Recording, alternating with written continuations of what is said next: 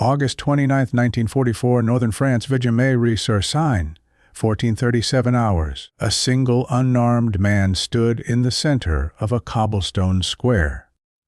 His uniform was Wehrmacht Feldgrau, dusty and worn. His hands were clasped behind his head. He faced a stone wall pitted with bullet scars from previous weeks. The wall belonged to the village church, 12th century construction, thick limestone blocks, darkened by age and weather. 15 American soldiers formed a loose semicircle 20 meters behind him. Rifles were raised, aimed at his back. Safeties were off. The angle of light cast the man's shadow against the wall.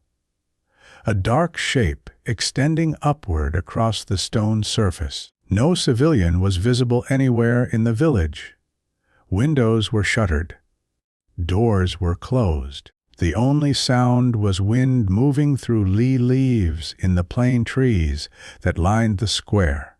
The temperature was 26 degrees Celsius.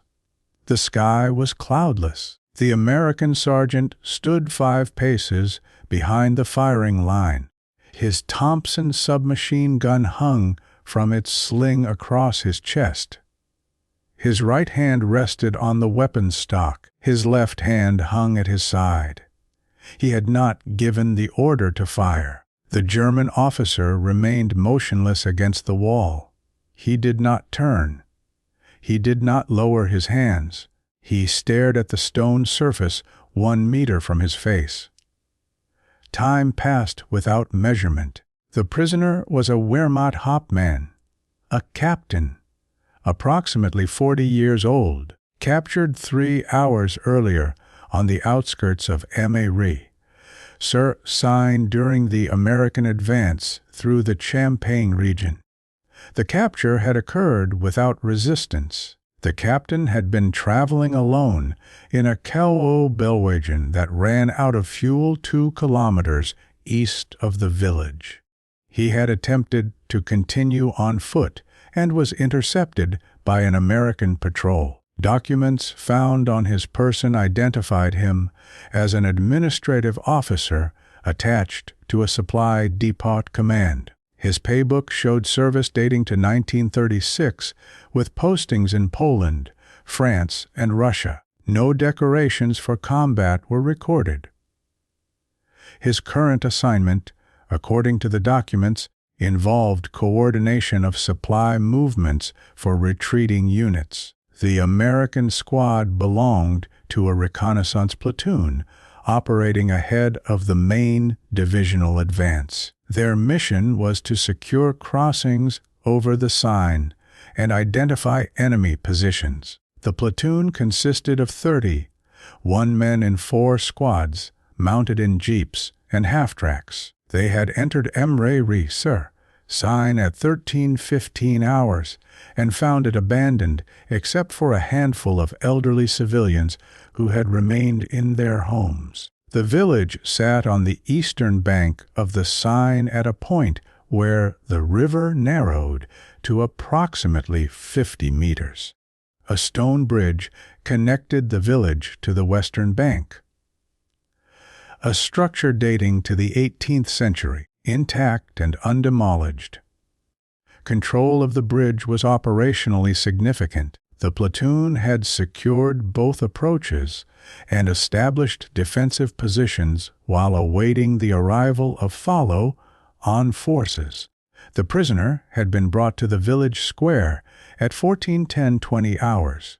The sergeant in command of the capturing squad had conducted a brief interrogation using a German-speaking soldier from another squad as interpreter. The captain had answered questions factually and without resistance, confirming his identity, unit, and mission. He provided information about the withdrawal routes being used by German forces and the locations of supply depots within 50 kilometers. At 14:35 hours, the sergeant had ordered the prisoner placed against the church wall. He had then formed the firing squad from his own squad members. No explanation was provided to the prisoner or to the soldiers forming the line. Treatment of prisoners of war was governed by the Geneva Convention of 1929, which the United States had ratified. Standard procedure called for prisoners to be disarmed, searched, given basic medical care if required, and transferred to prisoner collection points in the rear. Processing included documentation of identity, unit, and rank, followed by evacuation to established POD camps. However, combat conditions in August 1944 frequently complicated adherence to procedure. Reconnaissance units operating ahead of main forces lacked facilities for holding prisoners. Transportation was limited. Radio communication with higher command was often interrupted. Local commanders made decisions based on tactical necessity and available resources. The soldiers in the squad had been in continuous combat since landing at Normandy on June 7. They had participated in the breakout from the beachhead, the advance across northern France, and the pursuit of retreating German forces. Casualties had been moderate. The squad had lost 4 men killed and 7 wounded since June. Replacements had integrated into the unit, but the corps consisted of veterans with nearly 3 months of combat experience. Training had covered prisoner handling procedures, but practical application varied widely. Prisoners taken during active combat were typically held briefly for interrogation and then sent rearward with the next available transport. Prisoners taken during rapid advances, when front line units were far ahead of support elements, presented logistical problems. Some units left prisoners under guard at collection points for follow-on forces to process. Others assigned guards to escort prisoners rearward, reducing squad strength during continued operations. The formation of a firing squad suggested a different procedure, one that existed outside formal doctrine but within the observed practice of small unit operations in specific circumstances. Summary treatment of prisoners occurred in irregular patterns throughout the campaign, documented incompletely and discussed rarely. The reasons varied: perceived resistance after surrender, discovery of civilian casualties in areas recently occupied by the prisoners' unit, tactical necessity when holding prisoners was impossible and releasing them was unacceptable. The sergeant had not stated his reasoning. The soldiers in the firing line understood what was being prepared. None had questioned the order. They had raised their weapons and taken aim as instructed. At 14:37 hours, the sergeant opened his mouth to give the order. He did not speak. He closed his mouth. He stood without moving. His hand remained on the Thompson. His eyes remained fixed on the prisoner's back. 10 seconds passed. The riflemen held their aim. Fingers rested on triggers. The prisoner did not move. 15 seconds. One of the riflemen shifted his stance slightly. Weight moving from one foot to the other. The barrel of his M1 rifle dipped 2 inches, then steadied. The sergeant still had not spoken. 20 seconds. The prisoner lowered his hands from behind his head. He brought them to his sides. He turned slowly to face the firing line. His face showed no expression. He did not speak. He stood looking at the American soldiers 20 meters away. The sergeant did not give the order to fire. 30 seconds. The prisoner remained standing. The soldiers remained in firing positions. The sergeant remained silent. 40 seconds. The sergeant took 1 step forward, then stopped. His hand lifted from the Thompson and rose to chest height, palm facing the firing line. The gesture was clear. Hold. At 14:38 hours, the soldiers in the firing line began to lower their weapons fractionally, not completely. The barrels remained pointed generally toward the prisoner. But the tension of precise aim relaxed. Eyes shifted from weapon sights to the sergeant. No one spoke. The prisoner stood against the wall. His hands remained at his sides. He continued to face the soldiers, but made no movement toward them or away. His expression remained neutral. The sergeant lowered his raised hand. He did not turn toward his men. He continued staring at the prisoner. 1 minute passed, then 2.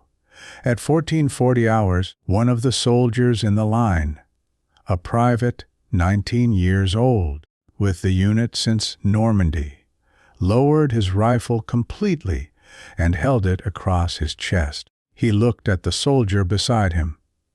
The second soldier glanced back, but did not lower his weapon. Neither spoke. The sergeant turned partially to his left, looking toward the edge of the square where the platoon's jeeps and half-track were parked. The platoon leader, a second lieutenant, was visible standing near the vehicles, approximately 40 meters away. The lieutenant was facing in another direction, consulting a map with his radio operator. He was not observing the scene in the square. At 14:42 hours, 5 minutes had passed since the firing squad had been formed. The prisoner remained standing. The soldiers remained in position, though several had now lowered their weapons to port arms, or rested them against their hips. The formation had lost its rigidity. Men shifted weight, adjusted grips on weapons, looked at each other and at the sergeant. At 14:44 hours, the sergeant walked forward. He moved slowly, covering the 20 meters between the firing line and the wall in approximately 15 seconds. He stopped 3 meters from the prisoner. The two men faced each other in silence. The sergeant was taller than the prisoner by perhaps 6 inches. Both men were lean, weight lost to weeks of field conditions and irregular meals. The prisoner's uniform showed more wear, the fabric faded and stained. The sergeant's uniform was similarly worn, but less faded, the darker olive-drab color still visible beneath dust and grime. Neither man spoke. The sergeant studied the prisoner's face for approximately 10 seconds. The prisoner returned the gaze without expression. At 14:45 hours, the sergeant turned and walked back toward the firing line. He did not look at the prisoner again. At 14:46 hours, the sergeant addressed the firing line in a voice low enough that the words were inaudible to observers, more than 10 meters away. The soldiers lowered their weapons completely and slung them. The sergeant then gestured toward 2 men at the end of the line and spoke again briefly. The 2 soldiers nodded and moved toward the prisoner. The reason for the decision, as later documented in a brief notation in the squad leader's field notebook, discovered decades later in archived personal effects, was stated in 5 words. Prisoner cooperative. Intel value remains. The operational rationale was procedural. The prisoner had provided useful intelligence during interrogation. His knowledge of supply routes and depot locations was current and specific. Standard practice suggested that such prisoners might provide additional information under more thorough interrogation by intelligence specialists at higher echelons. Summary treatment would eliminate that possibility. The sergeant's assessment was tactical rather than humanitarian. The prisoner represented potential intelligence value. Destroying that value without extracting it fully was operationally wasteful. The decision to not proceed with the execution was based on resource calculation. The prisoner was more useful alive than dead. The formation of the firing squad had been preparation for a contingency. The possibility that holding the prisoner would be impossible and releasing him would be unacceptable. But the tactical situation had not required that contingency. The platoon was holding a static position waiting for follow-on forces. Guards were available. Transport would arrive within hours. The prisoner could be held and transferred according to standard procedure. The sergeant had not articulated this reasoning at the moment of decision. He had simply not given the order to fire. The pause had allowed time for assessment. The assessment had produced a procedural conclusion. The standard process remained viable. The exception was not necessary. No statement about the prisoner's conduct or character influenced the decision. No evaluation of whether the prisoner deserved to live or die entered the calculation. The decision was administrative, a choice between two procedures based on operational conditions. The sergeant made no announcement of this reasoning to his squad. He simply changed the procedure from one option to another. The soldiers understood from the change in orders that the execution would not proceed. At 14:48 hours, the two soldiers designated by the sergeant reached the prisoner. One carried a length of cord. The prisoner was instructed to place his hands behind his back. He complied without resistance. His wrists were bound. The soldiers then guided him away from the wall and across the square toward the vehicles. The remaining members of the firing squad dispersed without instruction. Some returned to defensive positions along the bridge approach. Others moved to the vehicles and began checking equipment. The formation dissolved within 2 minutes.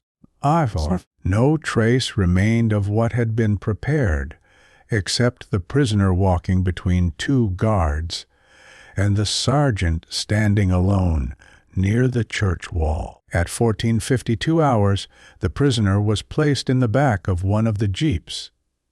One guard sat beside him. The other guard returned to his previous position. The prisoner sat quietly, hands bound behind him, staring forward at nothing in particular. The platoon leader approached the sergeant at 14:55 hours. A brief conversation occurred, too distant for eavesdropping, but visible as an exchange of perhaps 30 seconds. The lieutenant gestured toward the jeep holding the prisoner. The sergeant responded with a short statement. The lieutenant nodded and returned to his command position. At 15:05 hours, the first elements of the follow-on battalion arrived at the village. A column of trucks and half-tracks entered from the west, crossing the bridge and deploying into the village streets. The reconnaissance platoon prepared to resume its advance eastward. At 15:20 hours, the prisoner was transferred to a military police detachment accompanying the battalion. The transfer was documented on a standard POW processing form: name, rank, unit, date, and location of capture. Capturing unit. The form was signed by the MP sergeant and countersigned by the reconnaissance platoon leader. The prisoner was loaded into an MP truck containing 6 other German prisoners taken by other units during the day's advance. At 15:35 hours, the reconnaissance platoon departed Méry-sur-Seine and continued its mission. The sergeant and his squad occupied their usual positions in the column. By 1600 hours, the village was no longer visible behind them.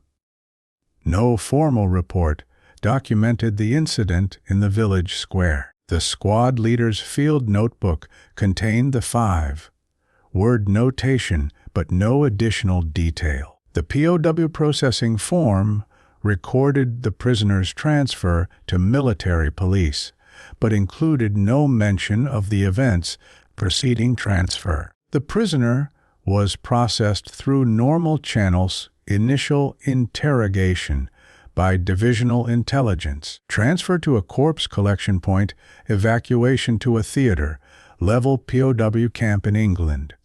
His file, preserved in post-war archives, contains interrogation reports noting his cooperation and the intelligence value of information he provided regarding German supply operations in the Seine Valley. No notation references any threat to his status as a prisoner of war. The soldiers who formed the firing line did not discuss the incident in letters, diaries, or post-war accounts. The event left no documentary trace except the 5 words in the squad leader's notebook, a notation that could be interpreted multiple ways and that went unnoticed until the notebook was examined by researchers 63 years after the war's end. No investigation occurred because no violation of procedure was reported. The prisoner was processed according to standard protocols. The brief deviation from that protocol, the formation of the firing squad, was not documented by anyone except the squad leader, and his notation was ambiguous enough to support multiple interpretations. The soldiers who had aimed rifles at the prisoner's back returned to combat operations and continued through the advance into Germany, the Battle of the Bulge, and the final campaigns of 1945. 4 of the 15 died in combat before May 1945. The remainder returned to civilian life and did not speak of the incident in the village square. The sergeant completed his service and returned to the United States in December 1945. His military records show no disciplinary actions, commendations for the incident, or any notation beyond routine performance evaluations. The sergeant left military service in early 1946 and returned to civilian employment in construction. He worked steadily until retirement in 1978. He was married, raised 3 children, and lived in the same Midwestern town until his death in 1991 at age 73. He was interviewed once for a local oral history project in 1984 focused on World War II veterans from the county. In that interview, he described his service in general terms: landing at Normandy, the advance across France, combat in Germany, the war's end. He mentioned taking prisoners on multiple occasions, but provided no specific details. The interviewer asked whether he had witnessed or participated in any events that particularly stood out. He paused for approximately 5 seconds and answered everything stood out at the time. Less so now. The interviewer moved to other questions. His field notebook was among personal effects donated to a state historical society after his death. The notebook was cataloged but not examined in detail until 2007, when a researcher studying small unit operations in the European theater reviewed the collection. The 5-word notation was discovered and cross-referenced with other documentation. No corroborating evidence was found. The incident could not be confirmed or investigated further. The German captain survived the war, Post-war records show he was repatriated to Germany in 1946 and returned to civilian life. He worked in municipal administration until retirement in 1972. He died in 1983. No memoir or interview provides his perspective on August 29, 1944. Of the 15 soldiers in the firing line, 11 survived the war. 4 were killed in action between September 1944 and April 1945. Post-war records indicate that 3 of the survivors were interviewed for various historical projects between 1975 and 2001. None mentioned the incident without specific prompting. When shown documentation and asked directly, one veteran stated he had no memory of the event. Another said he recalled many situations involving prisoners, but could not distinguish individual incidents. The third declined to discuss specifics. The village square in Méry-sur-Seine remains largely unchanged. The church still stands. The same limestone walls, the same bullet scars from 1944, alongside older damage from earlier conflicts. The cobblestone paving has been replaced with asphalt. The plane trees have grown larger. No plaque or marker references events from August 1944. The bridge across the Seine was damaged by retreating German forces in early September 1944 and repaired by American engineers within 2 weeks. It served civilian traffic until 1978, when a modern concrete span was constructed 50 meters downstream. The stone bridge remains, but is closed to vehicles. The prisoner processing form, documenting the transfer of one Wehrmacht Hauptmann to military police custody on August 29, 1944, is filed in the National Archives among thousands of similar forms. The form is accessible to researchers, but has never been cited in published historical works. What remains is one man standing against a wall, 15 rifles aimed at his back, a sergeant who did not give an order. 40 seconds of silence, a decision that left no trace except 5 words in a notebook discovered 63 years later. No shot fired, no order given, no killing. The moment when one decision interrupted what was prepared but did not occur.